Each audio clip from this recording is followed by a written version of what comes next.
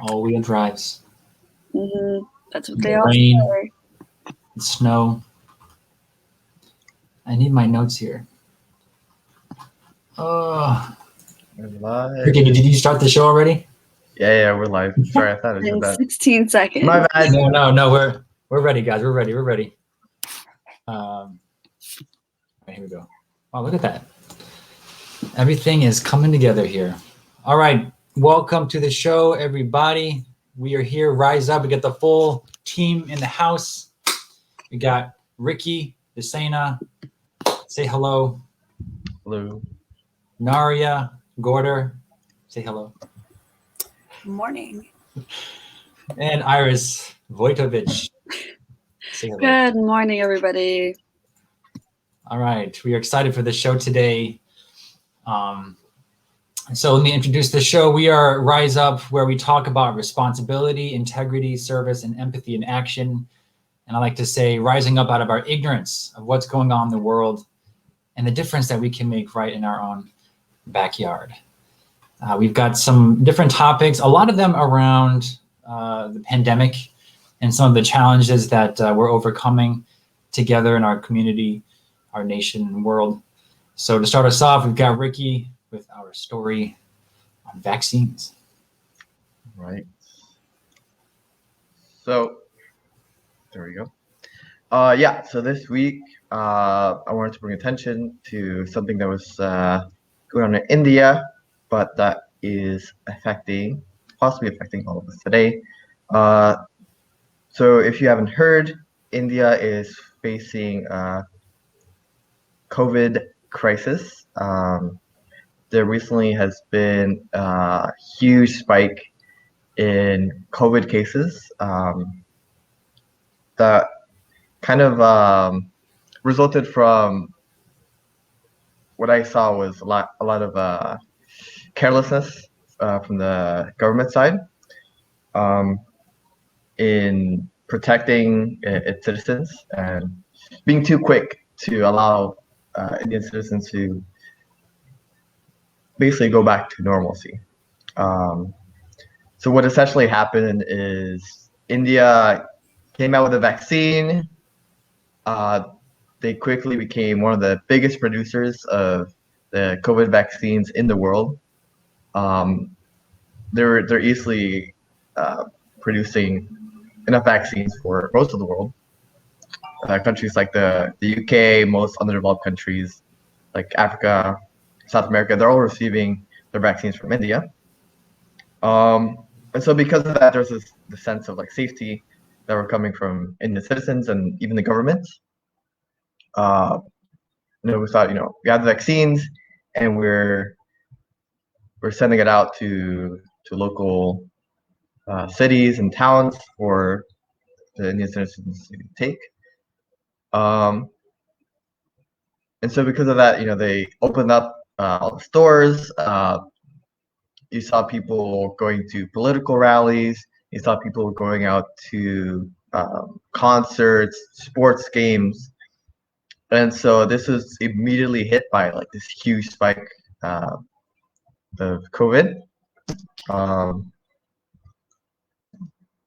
So yeah, they're facing now a lot of issues. There are a lot of people dying in India. There's a lack of oxygen that's being produced there, so they're having to take in oxygen tanks from other countries. I think like Korea recently developed a deal with India to send oxygen to the country. But yeah, it's a really bad situation right now. And I think in terms of like what this means for the rest of the world, well, for one, it's because India is one of the biggest producers of vaccines, and they're getting hit by this COVID crisis pretty hard. That means other countries that were supposed to get the vaccines from India are gonna have to wait longer to receive them. But also, I think it provides kind of like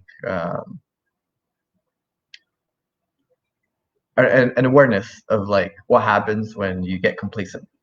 So a lot of people are talking about what this means is that, you can't rush to just open everything up just because you're producing the vaccines. You still gotta remember that, at any point the COVID can hit and it can cause a lot of harm, right? So that's basically it. I think what's going on in India is like really, really sad.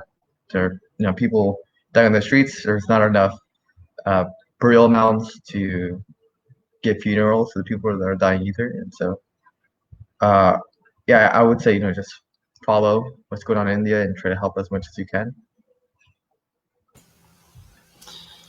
Yeah, this it really is a tragedy, and I think it's important that we hear this so that we can remember that this can happen to any of us, any nation. So we need to be informed and pay attention to the guidelines set up by your nation. And for us, it's important to be able to say we are following CDC guidelines. That's not just it's not political. It really is something that we need to be able to do and follow through with. And of course, every state, every nation has a different situation. But like you said, there are consequences for even something that seems slightly,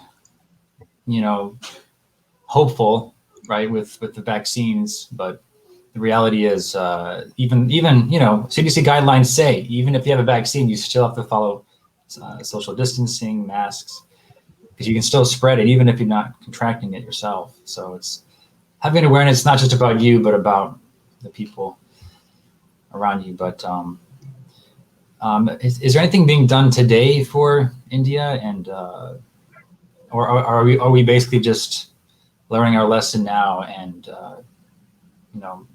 reversing the social behavior back to this? Yeah, so what we're doing now is we're just trying to support India as much as we can. They still haven't seen the worst of it. The projections are saying, it's going to get a lot worse and it gets better. So I think right now what needs to be done is just support India as much as we can. Not only because, out of a sense of just helping people because people are dying of the disease, but also because we want to get them producing vaccines again as soon as possible. Right. Yeah, so we got the UN sending money, sending oxygen tanks. You got other countries like the States and Korea sending oxygen tanks. So I think right now India, what they need most is just oxygen tanks. They don't have enough to give to the people that have contracted COVID. Yeah.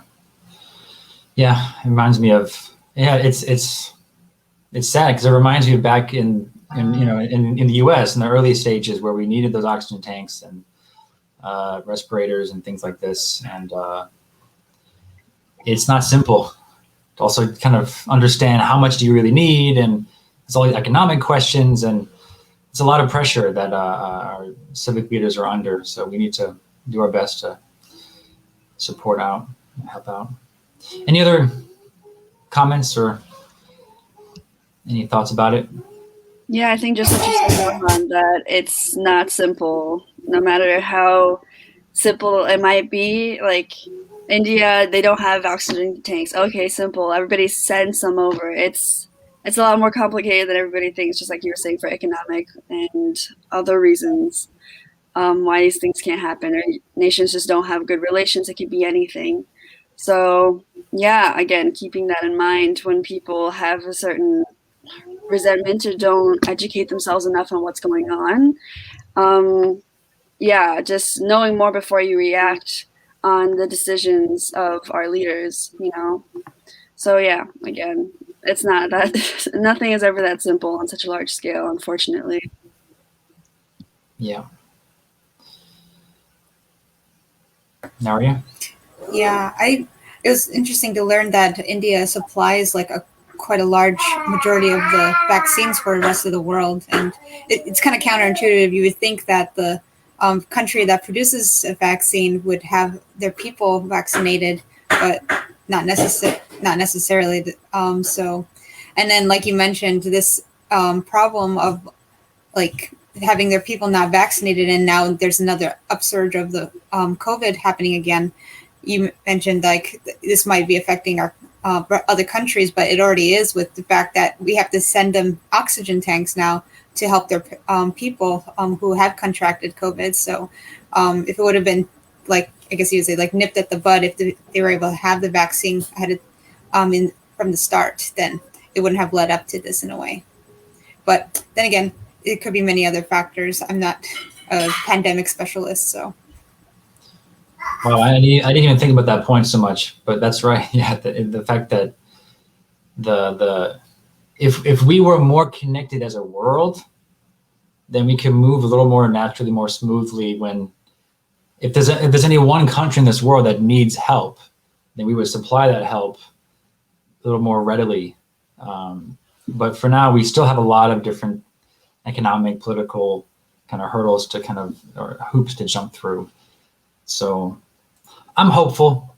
I think as young people, we can maybe innovate a little bit more on how we can improve our communication. I think in the 21st century, we should be able to figure this out. And not that it's simple, but possible. And so let's do it, guys. Yeah. All right, Iris. Oh, thank you, Ricky. Let's go to Iris with our beautiful news stories. Yeah, thank you, Ricky, for sharing.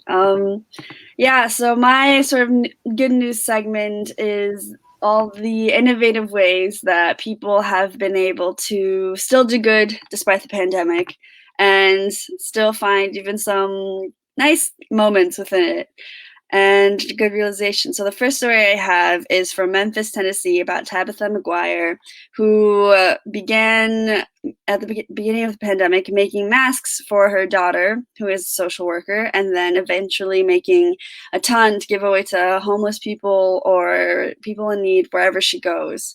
So her inspiration initially, yes, was her daughter, who is a social worker. She was thinking, oh, well, her masks aren't that pretty, or she can't keep using the same one, so I'm going to make her some. And eventually she started making a lot that she would hand out to people in need, or homeless folks that she'd meet in the streets.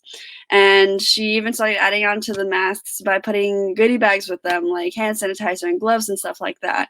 And she says that it's a great alternative to giving people money oftentimes. I take the train almost every day to go to school because my school is in person, and almost every day I meet people walking up and down the train stations asking for money, and half the time they don't even have masks, so it's kind of difficult to trust them. So for the same reason, she was saying, yeah, if you don't have money to give, then you can give a mask, and it also allows people after you that these people encounter to trust them a bit more if they're wearing a mask, to feel safe and things like that. So I think I'm actually going to do this. I'm going to make some masks and put them in some bags and bring them to school every day.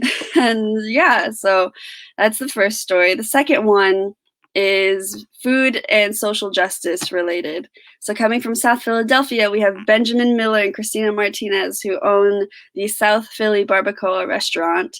And since the pandemic and obviously closing down everything, they had to lay off some workers. And the even sadder part of that is some of their workers weren't documented, so they couldn't receive stimulus checks.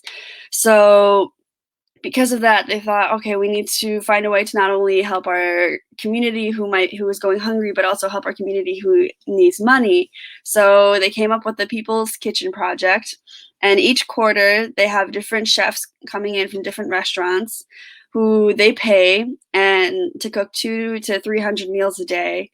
And yeah, so not only is this a means of like helping their community in terms of food shortage, but it is also a means of, helping some folks out that need the money, like these chefs. And because the restaurant is placed in a neighborhood with a BIPOC, with a larger BIPOC population, they were able to get the word out about being a part of the census, about registering to vote.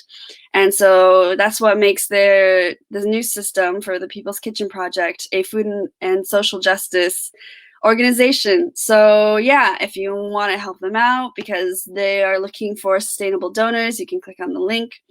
And yeah, then for our third story, it's a bit unconventional, but because of the pandemic, there's been a rise. Maybe if you've seen a sports game, you've seen these cardboard cutouts in the stands. And yeah, because of the pandemic, these small businesses that make these paper cutouts are actually doing well in their businesses because of the fewer gatherings and reunions people are having, as well as not being able to see your family members in public spaces or in public gatherings, or even go to public events, or church events and things like that. A lot of companies and families have been buying these cutouts from these small businesses, supporting these small businesses during this time. That also gives the customers a sense of still being together, if not virtually, then in this very interesting format. So yeah, this most of these cutout businesses were actually about to go out of business before the pandemic, but yes, because of this very crazy times, they have actually been supported quite a bit and are able to support others as well. They were able to. There were 3 businesses mentioned in this article, and they were all able to hold on to their employees because of the amount of business that they've experienced this past year because of the pandemic. So everywhere you look, in spite of all the, of course, awful things that are going on in the world, in our country, because of the pandemic, there are still people and groups of folks that are trying to make it work. And so take it as inspiration that you can make this work to your advantage in some small way. Maybe it's a good time for self-care. Maybe it's a good time to call your friends more often or focus on a craft that you want to share with the world. Who knows? But there's definitely a good side to this entire pandemic. So yeah, thank you. Okay. Yeah, that last article. Forgive me, I didn't have enough time to really read into it. All I saw was that image, and I'm just like, wait, what? I couldn't quite figure out what is happening in this picture. But can you explain to me again, like, what's the pitch? Like, how does that help your business or help your event? Well, because of all the limits on gatherings and reunions, the empty seats is just too depressing to see. Yeah. Basically. And then you need. Yeah, so it serves as like good sports morale in terms of like filling up a sports arena with cardboard cutouts.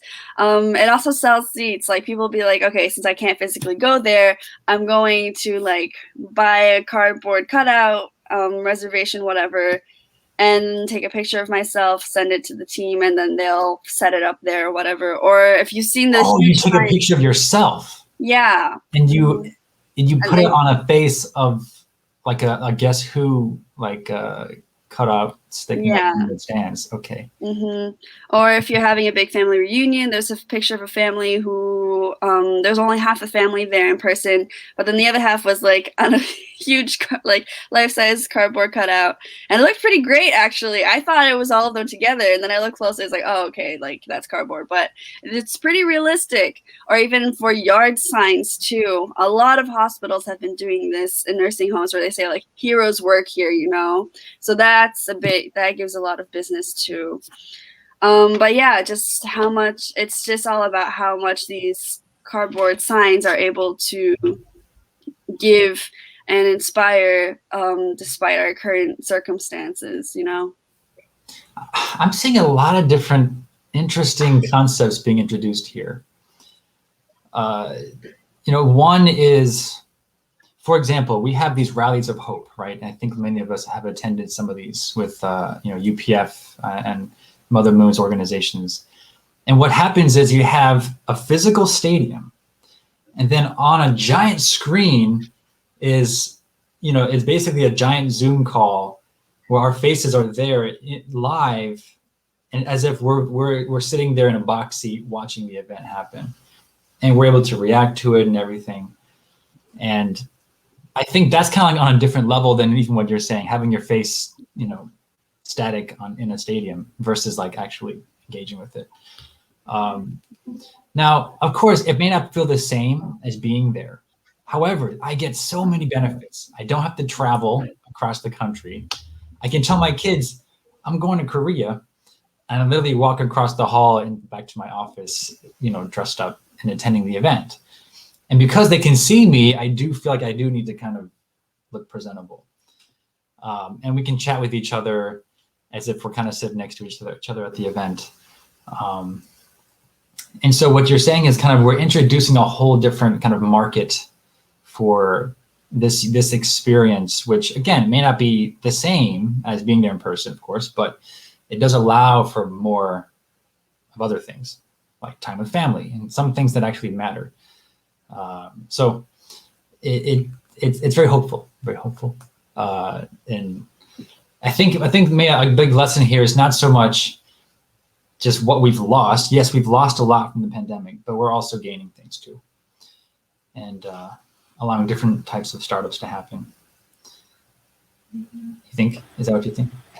Yeah, absolutely. I think especially in the case of the food and social justice project, the People's Kitchen project, that definitely wouldn't have been invented had there not been a pandemic. They wouldn't have been able to recognize that there's this need in their community for not just like food need, because Philadelphia is actually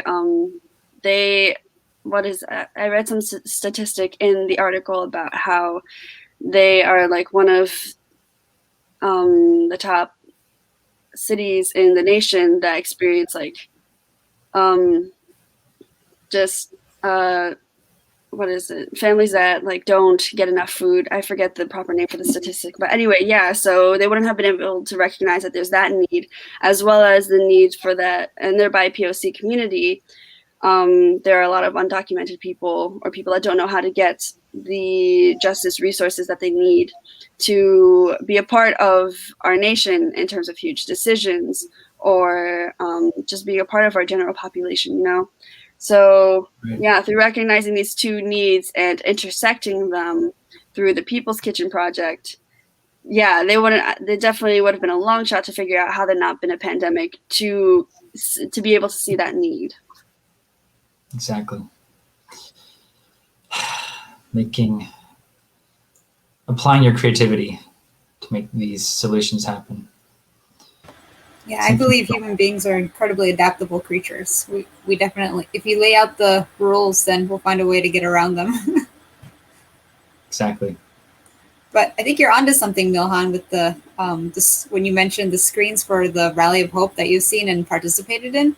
Like, I don't know how much it would take or how much it would cost if like a football stadium had like some kind of screens where audience members could actually be seen and wave and react to the players. But I mean, that might be a win-win situation for both, because then the audience can actually participate and watch and be interactive with it, and then the players can actually receive the feedback and the encouragement from the audience as well. But yeah, that's something that might be, maybe you can propose to NFL or something. Well, it's so cool because what happens is on the main screen, they'll start to zoom in on the audience, which is basically a screen of us on the two-way live stream. And if you feel like that's your moment. That's your moment where the whole world's watching you in your house, watching the event, watching you. It's crazy. I'll admit, at first it was very weird, but after a few times, you realize, wow, this is actually can be a better experience even, because you're more connected to the world, and your family at the same time. So yeah, no, imagine having a Super Bowl with just a whole just screens of families just watching together, and kind of cheering the players on, and it helps. It really helps the experience for the players themselves too. I think it's a little better than the Guess Who kind of. No offense. I mean, it's a great business model. I'm sure it's I want to make a cardboard cutout of myself. Great. I'm glad we have someone here. Ricky? I mean, yeah. Yeah, I mean, as somebody who's pretty immersed in like the digital world, I'm just like imagining all the issues that might come up with something like that. Like, imagine just having somebody pay for their seat and like they show up naked and then you have to like block them out or something. Then maybe people already saw it. And it's like, just thinking of trolls. There's so many trolls on the internet. I mean, it happens. People run across the football field with no clothes on. That's true. Well, I guess the difference, they have security at the event, right? If you do something like that, there's someone there to take you out. But Yeah, if you're this will be home, easier. They just like click and you're off the screen. that's true. You could have even in our events, they have a lot of people monitoring our screen. So they can, if you're falling asleep or something, they just turn you off. Yeah. So I guess, Ricky, you can test it out. Ricky, you can be the first. Oh no. Ricky. What's funny is, Ricky, they actually do kind of, not undress per se, but people do paints and they do all kinds of fun stuff at events. But anyway, Yeah. Thank you, Ricky, for bringing up this very important subject. Yeah, very important. But besides that, I don't know, I thought the one hours where we talked about the Memphis woman who was giving out the masks to homeless people was interesting because I don't know about you guys, but I never thought like homeless people would need masks.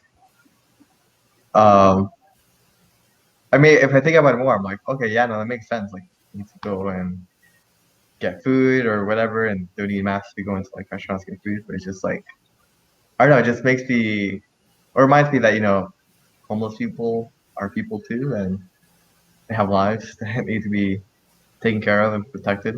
And I can imagine like a lot of people probably would have thought of that as something that, like, an issue that needs to be taken care of. So I thought that was really cool. Yeah, there's something, if you're doing it with dignity and kind of having a motherly heart, I think is also important, which seemed like she had. Yeah. Okay, thanks, Iris. Great stories as always. Let's go into our Hyojang talk given by myself. And Narya, you're gonna love the topic or the title because it's short and sweet. And the title is Maximum Creative Energy. Maximum creative energy, which is often a missing piece in long-standing conflicts or world problems. And it starts with knowing what my creative genius is, or what my SDG is. So does anyone here know what my favorite SDG is? Sustainable Development Goal from the UN? I assume it's either number 16 or 17. Either peace and justice or working for the SDG goals or partnership for the goals. Okay, how about Ricky? Do you know? How well do you know Miilhan Stevens? I don't know. It's just like you're always like out cleaning cars and stuff. I thought, maybe it would have been like sustainable cities or something like that. SDG 11. Okay. Iris? No clue? I really don't know you that well, Miilhan. I'm sorry. I apologize. I don't even know this that well either. Everybody's like, oh, number 16, like from a McDonald's menu. I'm just like, I don't remember their names. I'm sorry.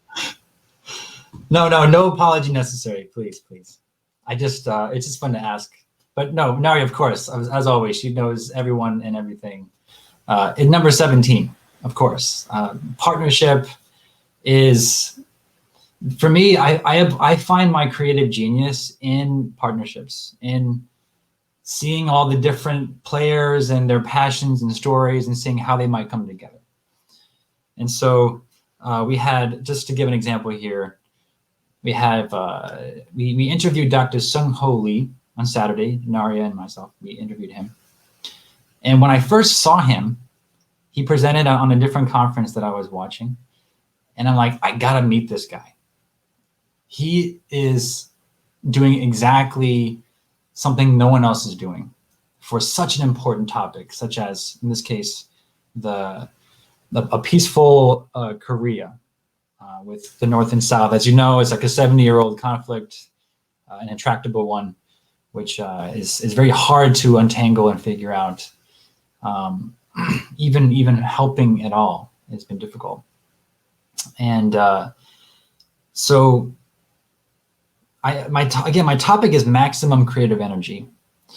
And so he really embodies this whole idea where most people would look at Korea and say they'd focus on the top issues like denuclearization and finding some way to have dialogue, and that's just one level to look at it. And again, I'm not saying it's not the most important one. I think it is, but who is doing a maximum level of creative energy behind it? That's really what's going to make the difference. And he is someone who has great credentials. Actually, he has a doctorate in political science, adjunct professor at NYU, and so he has a lot to offer in the political world. But what did he do? He saw that there was an opportunity where North and South can go beyond their own interests and see the greater purpose, a greater vision for something. And in this case, it's crazy. Like to look at the DMZ. This is a very unusual place on Earth where for 70 years, it was not touched by humans. No human walked across this patch of land. And because of that, there was incredible biodiversity of all these different species that are kind of coming out of existence. And he appealed to the UN to make this a reserve for research and to continue studying these different species. And of course, the challenge is creating enough political will to make this happen. But he was able to get very far and even start to communicate with even North Korea. And currently he's working on reforestation. As you may know, North Korea has a lot of deforestation issues on the mountain slopes, and it's creating erosion and floods in different towns. And so he's actually helping plant trees there, which is really amazing and a perfect fit for YSP and what we do. And so here he is on our show. And it's funny because before the show, I was like really eager to want to talk to him on a deeper level. Like, how can we really work together? And I didn't know he also felt the same way towards us. But because we were both applying our maximum creative energy, in his case, like his knowledge, his know-how, and his passion for this subject of Korea. And even though he's not a horticulturist or a botanist or anything like this, but because of his passion and his creativity, he's able to research those things and finding a way to make this to happen. And I'm applying my creative energy here. And during the call, right now, we're like literally shaking hands virtually to do something together. And it was such a brilliant and incredible moment. And I was able to talk to him on the phone this week, and we want to continue to work together. And so my point is this: it takes maximum creative energy to solve big problems like the pandemic or volcanoes and just all these social unrest and these armed conflicts that happen in the world. It's going to take, I would say, even young people or people of any age with a young mind to apply maximum creative energy to that extra mile. Is that's what's going to make the difference in making the real change. So let's all find our creative genius, pick your SDG that you personally feel passionate towards, or just finding where are you creative the most and go all out into a particular problem in the world. And I'm sure you'll run into people along the way and making it happen. So that's what I want to leave you with. Thank you very much. Wow, thank you, Miilhan. I really like your point, actually, on maximum creative energy. I was reading Mother of Peace yesterday. If you guys don't know the book, it's this one.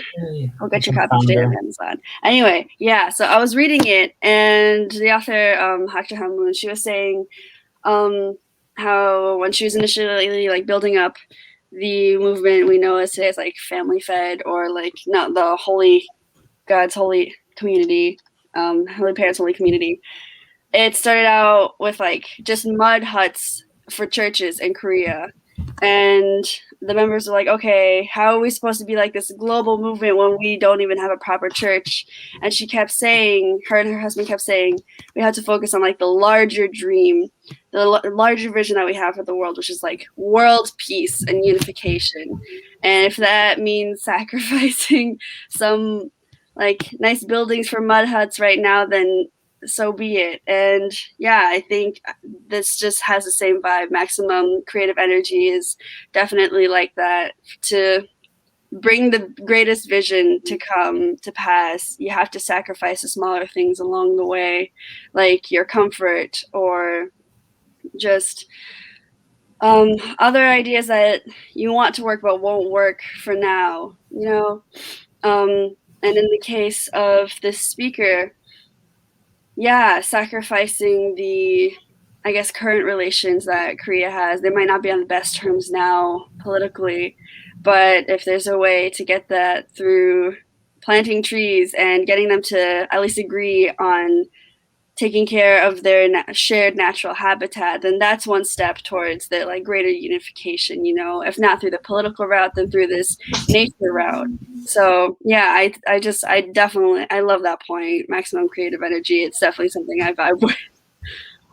I like what you said about sacrifice, because it is a scary thing. You know, when you think maximum, you think radical, you think going all out, all in to a particular thing. And it's scary because you're going to have to kiss your old life goodbye, all the comforts and things. And because you can't just, of course, you need some sort of ways to relax, to recalibrate, but ultimately you will have to change the way your life is today. But history shows that you are rewarded for that effort. And if us young people did this, I'm telling you, we can have a very radically creative and different world. But our tendency sometimes is to just, we should be supporting each other too. But we do need to find our inner creativeness. And I think that synergy is what the true, I think, the project that will really make the difference. And I like what you said, though, about the sacrifice that's necessary, because there is. Yeah. And any other comment before we wrap up here? We've got some announcements. Okay. Yeah, I won't take too long because we do have to go into announcements. But yeah, no, it's just I really like the idea of partnerships. I've been working on a project recently, and kind of doing research for that. I realized there's a lot of other people trying to do the same thing that I'm trying to do, and so I'm like, why don't I just work? Or for one, it's like, why don't they work with each other? Because it seems like they're trying to accomplish the same goal. But also I'm like, I feel like that's something I can help, I can help with, is like getting these people together. So when you have that kind of partnership, I feel like, well, first of all, you're getting like the brain power, right? Like two heads are better than one kind of thing, right? But also you get a lot of more momentum, right? You get the momentum from one group, the momentum from another group, and you kind of push together in that way. So yeah, I've always felt like partnership is such a powerful thing that not a lot of people recognize. Ricky, I think you've just found your SDG. You found your creative genius. I don't know. Yeah, maybe. I like partnerships. It's hard because I'm good at talking. Because isn't it frustrating when people are doing the same thing? Yeah. But just like ineffectively. And if they don't know that the other group exists either. Or not just ineffectively, but like on such a small scale. Like that's the other thing. Like if you get a bunch of like people doing the same thing working together, like how much bigger that would be. Like two people working from two different cities, like doing the same thing, come together, they can work on the state level. Bring in even more people working at national and then international level. Yeah, and it's not even just people that are doing the same thing, but like two complementary skill sets. Like that if these people work together, it would be a perfect match. But there's a bridge to be made, and so that's the kind of work I love doing. And it's, I'm sure Ricky, you would too. It seems like. Let's do it for sure. All right, Naria, close us out. All right. Well, we're a bit over time by 10 minutes, so we'll just go through the announcements really quick. So this past week, we celebrated Earth Day. Technically, it was on April 22nd, but we had an event, actually multiple things happening on the 25th. So we had our Earth Day discussion, but also tree planting volunteer service. So this is a couple of YSP representatives went to Newark, New Jersey, and there was this big tree planting project going on with like 60 volunteers of many different groups in collaboration with the city of Newark, New Jersey Tree Foundation, and One Tree Planted. So that was really cool to see. I got to participate in that, and I learned so much about trees. Oh my gosh, things I had no idea.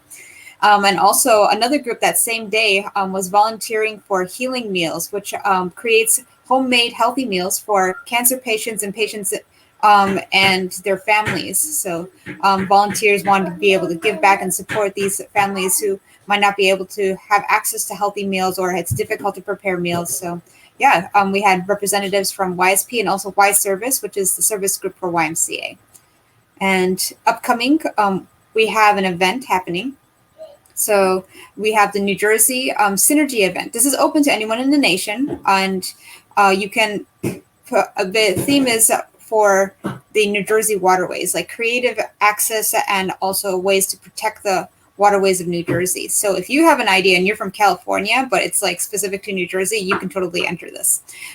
So deadline to submit something is May 22nd, and you have to be a YSP member. The only way to submit the application is if you go into the member area. But right now we have the membership campaign, so it's actually very low for your one-time membership fee. And just a heads up, there's actually going to be 3 more Synergy events happening this summer and fall. So June, July, and September on different themes. So just stay tuned. Yes, Synergy, guys. This is what it's all about. So yeah, definitely check out this New Jersey Synergy that we're doing. Otherwise, we're coming to you too. I think we want to do these all over the country. And again, with that, thank you all for joining today. And we'll see you next week right here on Rise Up. Take care. Bye. Bye.